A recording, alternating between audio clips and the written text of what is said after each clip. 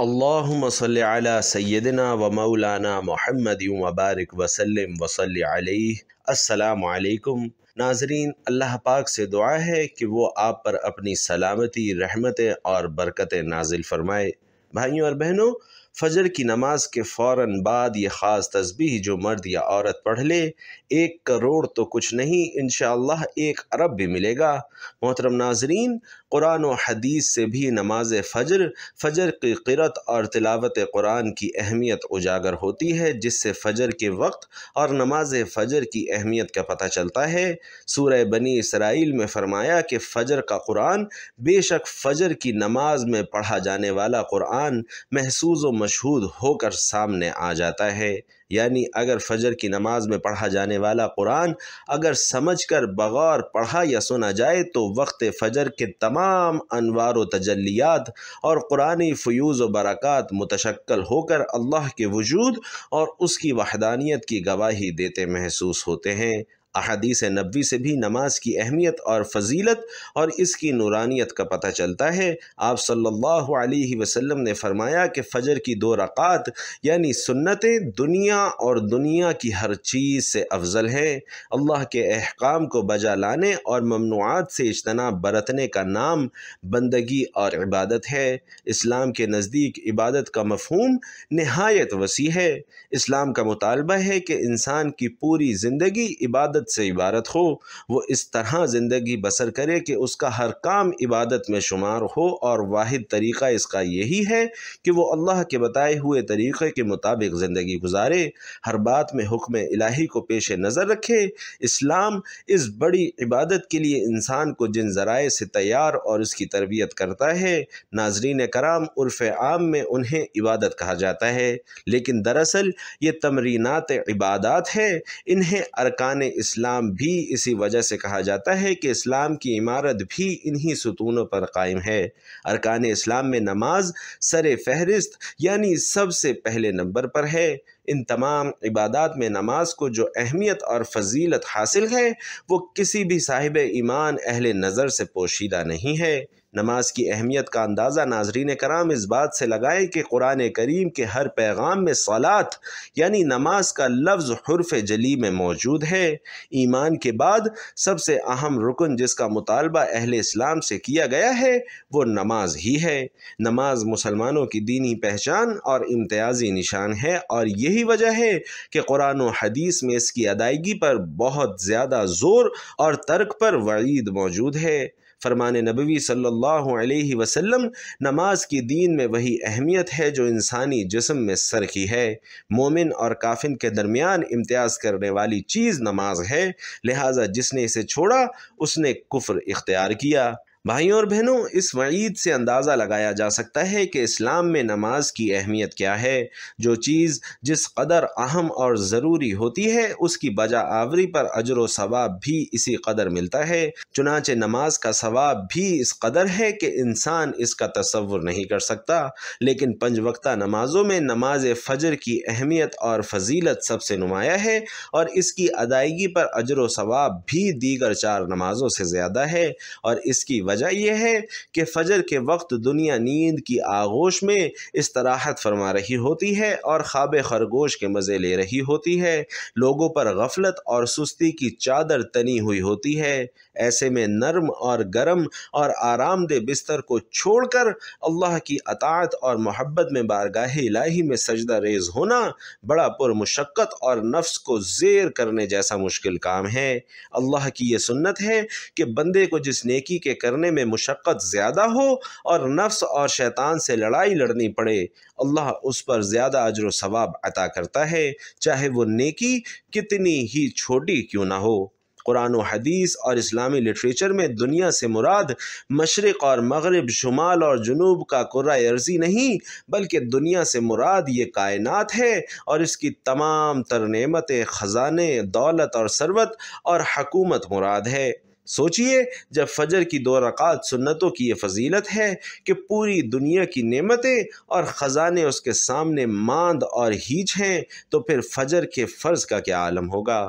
صحیح مسلم کی روایت میں رسول اکرم صلی اللہ علیہ وسلم نے فرمایا کہ جو شخص فجر کی نماز پڑھ لیتا ہے وہ اللہ کے ذمے میں آ جاتا ہے، یعنی جو شخص نماز فجر کا فریضہ ادا کر لیتا ہے وہ اللہ کی حفاظت میں آ جاتا ہے اور کوئی چیز اسے نقصان نہیں پہنچا سکتی۔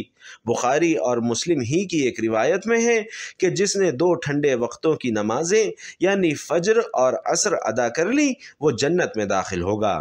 یعنی آپ صلی اللہ علیہ وسلم نے فجر اور عصر ادا کر لینے والے کو جنت کی بشارت سنائی ہے۔ ایک اور روایت میں ہے کہ رسول اللہ صلی اللہ علیہ وسلم نے فرمایا کہ جو شخص عشاء کی نماز با جماعت ادا کرے گا اسے آدھی رات کے قیام کا ثواب ملے گا، جو عشاء اور فجر کی نمازیں با جماعت ادا کرے گا اس کے لیے پوری رات کے قیام کا ثواب ہوگا۔ نماز فجر کی ادائیگی میں ہماری سستی اور غفلت اور کاہلی اور کوتاہی ناظرین کرام انتہا کو پہنچی ہوئی ہے۔ کوئی بھی موسم ہو، بقیہ 4 نمازوں کے مقابلے میں فجر میں نمازی بہت کم تعداد میں دکھائی دیتے ہیں، اور یہی حال گھروں میں خواتین کا نماز فجر کا ہے۔ فجر میں وہ اہتمام نہیں ہوتا جو بقیہ 4 نمازوں کی ادائیگی میں ہوتا ہے۔ موسم گرما میں راتیں چھوٹی ہونے کا بہانہ اور موسم سرما میں صبح سردی ہونے کا عذر، لیکن ہمارا ہر بہانہ، ہمارا ہر عذر نماز میں کوتاہی اور غفلت کے سلسلے میں اللہ کے ہاں بالکل ناقابل قبول ہوگا۔ بھائیوں اور بہنوں، ہم میں سے اکثر لوگوں کو ایک شکوہ ہمیشہ رہتا ہے کہ روزی میں برکت نہیں، گھر میں برکت نہیں، کتنا ہی کما لیں پتہ ہی نہیں چلتا کہ کہاں گیا۔ ہر وقت کوئی نہ کوئی پریشانی رہتی ہے، کبھی بیماری تو کبھی کوئی اور تنگی۔ اگر ہم اس تمام بے برکتی، تنگ دستی، بے روزگاری اور پریشانیوں کو نماز فجر کی عدم ادائیگی کے پس منظر میں دیکھ لیں تو معلوم ہو جائے گا کہ یہ سب بے برکتی اسی سبب سے ہے کہ ہم نماز فجر کی ادائیگی میں حد درجہ کوتاہی، غفلت، لاپرواہی اور سستی کا شکار ہیں۔ رسول اللہ صلی اللہ علیہ وسلم کی اس حوالے سے متعدد احادیث موجود ہیں جن میں رزق کی تقسیم اور فراوانی اور برکت کو نماز فجر کی ادائیگی سے مشروط کیا گیا ہے۔ ایک فرمان نبوی صلی اللہ علیہ وسلم کا مفہوم ہے کہ رزق تقسیم کرنے والا فرشتہ ہر صبح فجر کے وقت بندوں کا رزق لے کر زمین پر اترتا ہے، لہٰذا جو دروازہ فجر کے وقت کھلا ہوتا ہے فرشتہ اس کا رزق دروازے پر رکھ کر چلا جاتا ہے، اور جو دروازہ فجر کے وقت بند ہوتا ہے فرشتہ اس کا رزق واپس لے کر چلا جاتا ہے۔ ناظرین کرام، اس فرمان نبوی صلی اللہ علیہ وسلم میں فجر کے وقت دروازہ کھلا ہونے کا مطلب یہ ہے کہ جس گھر کے افراد صبح فجر کے وقت بیدار ہو کر نماز فجر ادا کرتے ہیں انہیں ان کا رزق عطا کر دیا جاتا ہے، اور دروازہ بند ہونے سے مراد یہ ہے کہ جس گھر کے رہنے والے صبح فجر کے وقت سوئے رہتے ہیں اور نماز فجر کی ادائیگی میں غفلت اور کوتاہی کے مرتکب ہوتے ہیں انہیں ان کے رزق سے محروم کر دیا جاتا ہے۔ رسول اللہ صلی اللہ علیہ وسلم کے فرمان کے مطابق فجر اور عشاء کی نمازیں خیر اور برکات سے معمور ہیں۔ ان 2 نمازوں کی ادائیگی بے شمار نیکیوں اور ثواب کے ذخائر کے ساتھ ساتھ رزق اور برکتوں کے خزانے جمع کرنے کا سبب ہے، جیسا کہ رسول اللہ صلی اللہ علیہ وسلم نے ارشاد فرمایا کہ اگر لوگوں کو عشاء اور فجر کی نمازوں کا ثواب، اجر اور خیر اور برکات معلوم ہو جائیں تو وہ ان 2 نمازوں میں ضرور آئیں گے، چاہے کولوں کے بل گھسیٹتے ہوئے ہی کیوں نہ آنا پڑے۔ ناظرین، ہم میں سے اکثر نماز فجر خصوصاً اور دیگر نمازوں کو عموماً چھوڑ کر اپنے گھروں میں خیر اور برکت کے لیے قرآن خوانی، میلاد کی محافل کے انعقاد، لوح قرآنی کے تعویذ آویزہ کرنے جیسے نیک کاموں کی طرف متوجہ رہتے ہیں۔ اس سے تو انکار نہیں کہ بلا شبہ ان تمام کار خیر میں برکت کا عنصر موجود ہوتا ہے، لیکن قرآن خوانی، محفل میلاد، لوح قرآنی کے نقوش گھر میں آویزہ کرنے سے خیر اور برکات کا ہونا نماز کی ادائیگی سے بہرحال مشروط ہے۔ ہر خیر اور برکت کے سوتے نماز سے پھوٹتے ہیں۔ اللہ کی تمام نعمتوں، برکتوں اور رزق کے دریا نماز کی ادائیگی سے ہی بہتے ہیں۔ اس کے ساتھ ہی یہ امر بھی اہم ہے کہ فجر کے علاوہ بقیہ 4 نمازوں میں بھی خیر اور برکت نماز فجر کی ادائیگی سے ہی مشروط ہے، اس لیے کہ خیر اور برکت کا آغاز نماز فجر کی ادائیگی سے ہی ہوتا ہے۔ ہمیں اپنے گھروں میں تمام اہل خانہ کی نماز فجر کی ادائیگی کے حوالے سے اپنا اور اپنے گھروں کا جائزہ لینے اور محاسبہ کرنے کی شدید ضرورت ہے۔ ناظرین کرام، اللہ تعالیٰ نے قرآن مجید میں فرمایا کہ اے ایمان والو، خود کو اور اپنے گھر والوں کو اس آگ یعنی جہنم سے بچاؤ جس کا ایندھن آدمی اور پتھر ہیں۔ ناظرین کرام، یاد رکھیے کہ نماز فجر کی کوتاہی اور غفلت اور نماز نہ پڑھنا گھر کی نحوست کی علامت کا آغاز ہے۔ رسول اللہ صلی اللہ علیہ وسلم نے ایسے مسلمان کو خبیث اور منافق قرار دیا ہے۔ آپ صلی اللہ علیہ وسلم نے فرمایا کہ ایسے شخص کو میرا دل چاہتا ہے کہ آگ لگا کر جلا دوں۔ اللہ اکبر! ناظرین، کتنی بڑی وعید ہے۔ ہمارے نوجوان جو رات رات بھر موبائل پر یوٹیوب، گوگل، فیس بک، واٹس ایپ اور نہ جانے کن کن غلاظتوں میں غوطہ زن رہتے ہیں اور عین فجر کے وقت سو جاتے ہیں، انہیں ان وعیدوں اور تنبیہات سے عبرت اور سبق اور نصیحت حاصل کرنی چاہیے، اور یہ بات ہر مسلمان کو ذہن نشین رکھنی چاہیے کہ نماز فجر میں ناغہ اللہ اور اللہ کے رسول کو کسی صورت قبول نہیں۔ یہ ایسی غلطی، کوتاہی، غفلت اور سستی پر مبنی گناہ ہے کہ اس پر جتنا لکھا اور بولا جائے وہ کم ہے۔ اسی طرح ناظرین، ہمارا آج کا وظیفہ بھی فجر کی نماز کے بعد کا ہے، کیونکہ فجر کی نماز کی فضیلت اور برکات کے حوالے سے آپ کو قرآن و حدیث کی روشنی میں اس کی اہمیت بتلائی گئی ہے۔ تو فجر کی نماز کے بعد آپ نے یہ وظیفہ کرنا ہے۔ جو میرے بھائی بہن دولت کی کمی کی وجہ سے شدید پریشانیوں میں مبتلا ہیں، ان ناظرین کو آج میں اپنے سینے کا خاص راز بتانے لگا ہوں۔ آپ سب دل تھام کر بیٹھیے اور سنیے۔ انشاءاللہ اس وظیفے کو کرنے سے آپ کی تمام پریشانیاں دور ہو جائیں گی، جس کا طریقہ کار یہ ہے کہ جب بھی آپ فجر کی نماز پڑھ لیں، اس کے فوراً بعد یہ وظیفہ کرنا ہے۔ اللہ پاک کا ایسا کرم ہوگا کہ آپ کی عقل دنگ رہ جائے گی کہ اچانک دولت کا طوفان کہاں سے آ گیا۔ آج کا وظیفہ ایک خاص وظیفہ ہے جو آپ کو بتانے لگا ہوں۔ اس کو صرف ایک بار نماز فجر کے بعد پڑھ کے دیکھیے، آپ کے پاس جو دولت کی کمی ہے انشاءاللہ وہ ختم ہو جائے گی۔ ناظرین کرام، یہ ایک ایسی تسبیح ہے، ایک ایسا عمل ہے جس کو کرنے سے اللہ بہت خوش ہوتا ہے، اور یہ تو سبھی مسلمانوں کا عقیدہ ہے کہ جس سے اللہ خوش ہو جائے اس کی دنیا اور آخرت دونوں ہی پلک جھپکتے سنور جاتی ہے، اس کے ہر بگڑے کام غیب سے ٹھیک ہوتے ہیں۔ اس وظیفے کو، اس عمل کو، اس تسبیح کو کرنے والے پر اللہ تعالیٰ اپنی خصوصی رحمت اور شفقت نازل فرماتا ہے، اور اس کو اپنے نیک اور برگزیدہ بندوں کی فہرست میں شمار کر لیتا ہے، اور پھر اس بندے کی جو بھی حاجات ہوتی ہیں ان کو اللہ تعالیٰ جلدی پورا فرما دیتا ہے۔ اگر رزق کے حوالے سے کوئی تنگی یا پریشانی ہو تو رب کعبہ پورے سال کا ڈھیر و رزق اور دولت اس کے نصیب میں لکھ دیتا ہے۔ آپ کسی بھی دن اس تسبیح کو کر سکتے ہیں۔ ناظرین کرام، اب وہ خاص وظیفہ آپ کے حوالے کر رہا ہوں جس کو پڑھنے والا رب کعبہ سے بیٹھے بیٹھے لاکھوں اور کروڑوں کی خواہش بھی کرے گا تو میرا رب لاکھوں کروڑوں روپے بھی عطا فرمائے گا۔ ناظرین، یہ وظیفہ پڑھنے والے سے رب خوش ہو جاتا ہے، اور جس بندے سے رب خوش ہو جائے اس کا ذکر فرشتوں سے کرتا ہے، اسے نام لے کر پکارتا ہے اور پھر حکم جاری کرتا ہے اور فرشتوں سے فرماتا ہے کہ جاؤ میرے اس بندے کی ہر حاجت کو پورا کرو، اس کا ہر مقصد پورا کر دو، یہ جو کچھ بھی مانگتا ہے جلدی سے جاؤ اور میرے غیبی خزانے سے اس کی جھولیاں بھر دو۔ اب جب رب کی ذات تم کو دینے کے لیے تیار ہے تو پھر تم لوگ لینے سے کیوں انکار کرتے ہو؟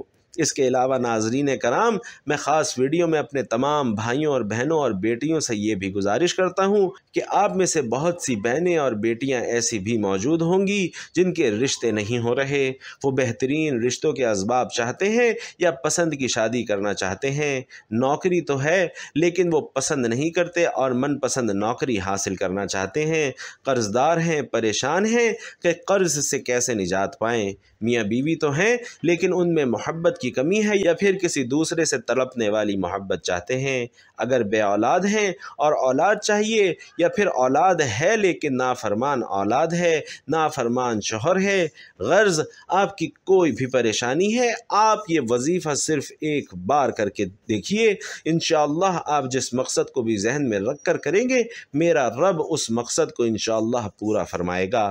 حضرت ابو ہریرہ رضی اللہ تعالی عنہ کی روایت کا مفہوم ہے کہ نبی کریم صلی اللہ علیہ وسلم نے فرمایا، دو کلمے بسم اللہ الرحمن الرحیم سبحان اللہ و بحمدہ سبحان اللہ العظیم ادائیگی کے اعتبار سے تو زبان پر ہلکے ہیں لیکن میزان پر بہت بھاری ہیں اور رحمان کے نزدیک انتہائی محبوب ہیں۔ حضرت ابو ذر غفاری رضی اللہ تعالی عنہ فرماتے ہیں کہ حضور سید العالمین صلی اللہ علیہ وسلم نے مجھ سے فرمایا کہ کیا میں تجھے اللہ رب العزت کے پسندیدہ کلام کے بارے میں نہ بتاؤں؟ میں نے عرض کیا کہ یا رسول اللہ مجھے ضرور بتلائیے، تو آپ صلی اللہ علیہ وسلم نے فرمایا کہ بے شک اللہ پاک کا پسندیدہ کلام سبحان اللہ و بحمدہ سبحان اللہ العظیم ہے۔ ناظرین کرام، ایک دوسری روایت میں ہے کہ حضور صلی اللہ علیہ وسلم سے استفسار کیا گیا کہ سب سے افضل کلام کون سا ہے؟ تو آپ صلی اللہ علیہ وسلم نے ارشاد فرمایا کہ وہ کلام جسے اللہ نے اپنے ملائکہ اور بندوں کے لیے خاص کر لیا ہے، اور وہ ہے سبحان اللہ و بحمدہ سبحان اللہ العظیم۔ ناظرین، حضرت ابو ہریرہ رضی اللہ تعالی عنہ روایت کرتے ہیں کہ نبی علیہ الصلاۃ والسلام نے فرمایا کہ جو شخص ایک دن میں 100 مرتبہ سبحان اللہ و بحمدہ سبحان اللہ العظیم پڑھتا ہے، اس کے گناہ مٹا دیے جاتے ہیں اگرچہ وہ سمندر کی جھاگ کے برابر ہوں۔ حضرت ابو علامہ رضی اللہ تعالی عنہ سے روایت ہے کہ حضور علیہ الصلاۃ والسلام نے فرمایا کہ جس شخص کے لیے رات میں عبادت کرنا دشوار ہو یا جو اپنا مال خرچ کرنے میں گرانی محسوس کرتا ہو، جو دشمن سے برسر پیکار ہونے سے ڈرتا ہو، وہ سبحان اللہ و بحمدہ سبحان اللہ العظیم کثرت سے پڑھا کرے، کیونکہ ایسا کرنا اللہ رب العزت کو سونے کے پہاڑ صدقہ کرنے سے زیادہ محبوب ہے۔ میرے بھائیوں اور میرے بہنوں، رب سے مانگنے کا وقت ہے۔ جب رب کی ذات خود دینے کو تیار ہے تو پھر کیوں نہ رب سے اپنے لیے رحمتیں، بخششیں، مغفرت اور ڈھیروں رزق مانگ لیا جائے۔ یہ تسبیح، یہ وظیفہ پڑھنے والا خوش قسمت ہے۔ یہ تسبیح، یہ وظیفہ پڑھنے والا جتنا خزانہ بھی مانگے گا تو رب اسے عطا فرمائے گا۔ آئیے، جو لوگ اپنے گھر سے بے سکونی، بے برکتی کا خاتمہ چاہتے ہیں، اپنے گھر کے بگڑے حالات کو بدلنا چاہتے ہیں، وہ معاشرے میں اچھا مقام چاہتے ہیں، دوستوں، رشتہ داروں، خاندان، عزیزوں اور پوری برادری میں سر اٹھا کر جینا چاہتے ہیں، وہ ایک بار یہ وظیفہ لازمی کر کے دیکھیں۔ یہ وظیفہ انشاءاللہ آپ کی زندگی میں آنے والی تمام مشکلات، دکھوں، تکلیفوں اور پریشانیوں کو ختم کرتے ہوئے ہر مقصد پر کامیابی کو آپ کا مقدر بنا دیتا ہے۔ آپ نے اس وظیفے میں رب کے صفاتی نام پڑھنے ہیں، اور یہ زیادہ مشکل وظیفہ نہیں ہے۔ یہ عمل بہت ہی آسان ہے، لیکن آپ نے کامل یقین کے ساتھ اور پوری توجہ کے ساتھ اللہ پاک کے یہ صفاتی نام پڑھنے ہیں۔ ان کو پڑھنے کا اور اس عمل کو کرنے کا طریقہ کار آپ کو بتاتے ہیں۔ تو ناظرین، آپ نے سب سے پہلے نماز فجر ادا کرنی ہے۔ فجر کی نماز میں پہلے والی 2 سنتیں ادا کی جاتی ہیں، اس کے بعد فرض پڑھے جاتے ہیں۔ پہلے آپ خشوع و خضوع کے ساتھ فجر کی نماز ادا کر لیں۔ اگر مرد یہ وظیفہ کرے تو وہ باجماعت نماز ادا کر لیں۔ اس کے بعد آپ نے جہاں پر بھی 2 فرض ادا کیے ہیں وہیں پر بیٹھ جائیں اور سب سے پہلے 3 بار بسم اللہ الرحمن الرحیم پڑھ لیں۔ پھر اول و آخر 11 مرتبہ درود ابراہیمی پڑھیں، اور درود پاک پڑھنے کے بعد آپ نے 11 مرتبہ سورۃ الکوثر پڑھنی ہے۔ اس کے بعد 33 مرتبہ اللہ کا صفاتی نام یا مجیدو یا مجیدو یا مجیدو پڑھنا ہے، اور اس کے بعد آپ 11 مرتبہ ہی سورۃ الاخلاص پڑھیں گے۔ جب آپ 11 مرتبہ سورۃ الاخلاص پڑھ لیں، اس کے بعد آپ نے 33 مرتبہ اللہ کا دوسرا صفاتی نام یا لطیفو پڑھنا ہے۔ یاد رہے کہ یا لطیفو، اس کو بھی اچھی طرح 33 مرتبہ پڑھنے کے بعد آپ نے پھر 33 مرتبہ یا ودودو پڑھنا ہے۔ یا ودودو اچھے طریقے سے پڑھنے کے بعد آپ نے پھر 33 مرتبہ یا مقتدرو پڑھنا ہے۔ یا مقتدرو یا مقتدرو یا مقتدرو، آپ کی جتنی بھی دولت کی تنگی ہے انشاءاللہ جلد ہی ختم ہو جائے گی۔ ناظرین، آپ جیسے ہی عمل کریں گے انشاءاللہ مالا مال ہو جائیں گے، آپ کی بند قسمت کے تالے کھل جائیں گے، آپ کی غیب سے مدد ہوگی۔ آپ یہ ایک تسبیح میرے بتائے گئے طریقے کے مطابق پڑھ کر دیکھیے، انشاءاللہ میرا رب راضی ہو جائے گا۔ پھر آپ کو اتنا نوازے گا کہ آپ کو خود سمجھ نہیں آئے گی کہ دولت کا کہاں سے آ رہی ہے اور آپ کی آنے والی نسلیں بھی آپ کو یاد رکھیں گی۔ اس عمل کی اجازت ہر کسی کو ہے۔ ناظرین کرام، آخر میں دعا ہے کہ اللہ تعالی ہماری اس ویڈیو میں کیے گئی کمی اور کوتاہی کو معاف فرمائیں، اور جو بھی اس وظیفے کو کریں اللہ پاک اپنے پیارے حبیب صلی اللہ علیہ وسلم کے صدقے ان کی تمام جائز حاجتیں اپنی بارگاہ میں قبول و منظور فرمائیں، آمین یا رب العالمین۔ ناظرین، آخر میں آپ سے درخواست ہے کہ اللہ تعالیٰ کے 99 ناموں میں سے کوئی ایک نام کمنٹ باکس میں لکھ کر ضرور شیئر کیجیے گا۔ اللہ تعالیٰ ہم سب کا حامی و ناصر ہو، آمین۔ السلام علیکم ورحمۃ اللہ۔